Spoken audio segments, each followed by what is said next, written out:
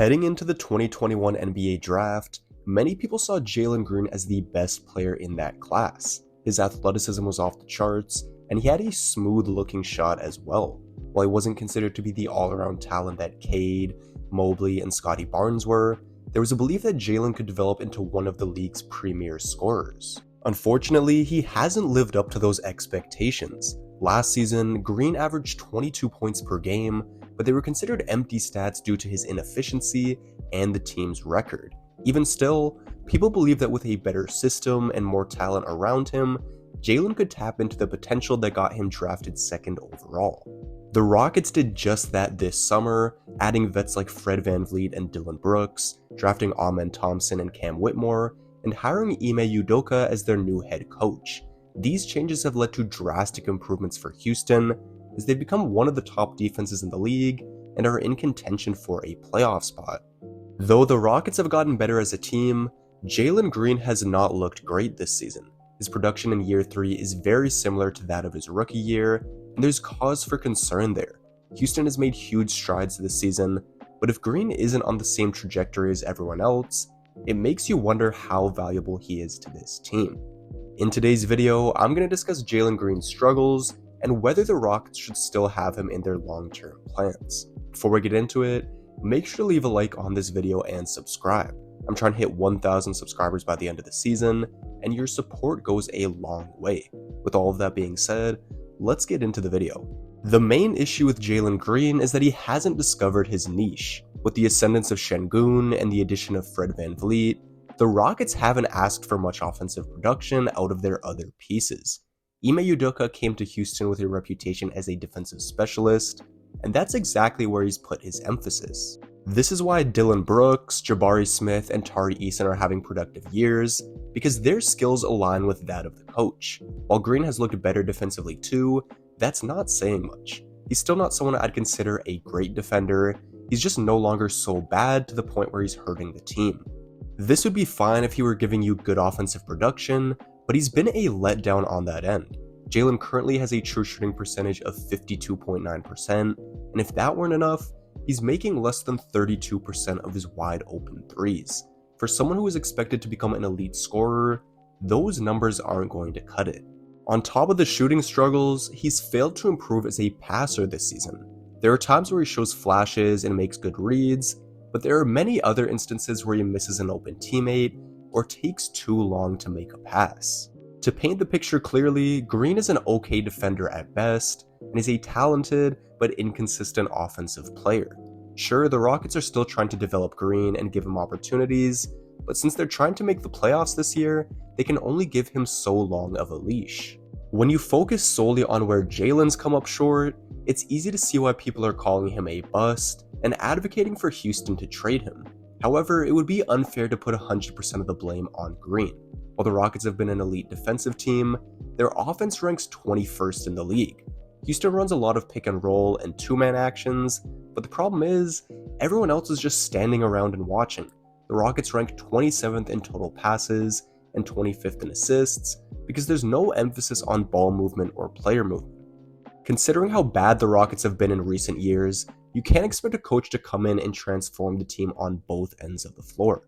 The improved defense has been a huge step for them, and the combination of VanVleet and Şengün makes Houston good enough offensively to get by.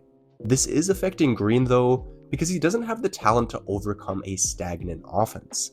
There are many plays like this where everyone is simply watching Jalen, and he's expected to create something out of nothing.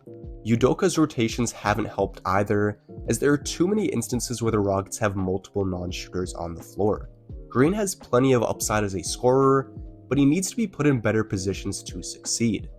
I'd like to see Houston get him moving off the ball more, because he can be a threat when the defense is scrambling and he has momentum going towards the basket. Hopefully things do change, because it would be a shame if they didn't take full advantage of a player they drafted second overall. This Green Rockets situation reminds me a little bit of the DeAndre Ayton Suns situation. Phoenix drafted Ayton first overall in 2018 over Luka, Jaren Jackson, and Trae Young. The Suns were awful during Ayton's rookie year, but he still averaged 16 points and 10 rebounds and made the all-rookie first team. Going forward, Phoenix added Cam Johnson, Jay Crowder, and Chris Paul, and the team got significantly better.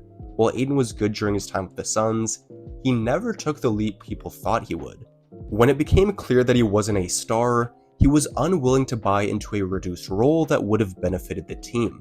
Due to his unhappiness, Phoenix traded him away this past summer. In comparison, Green was picked second over Mobley, Barnes, and his own teammate Şengün.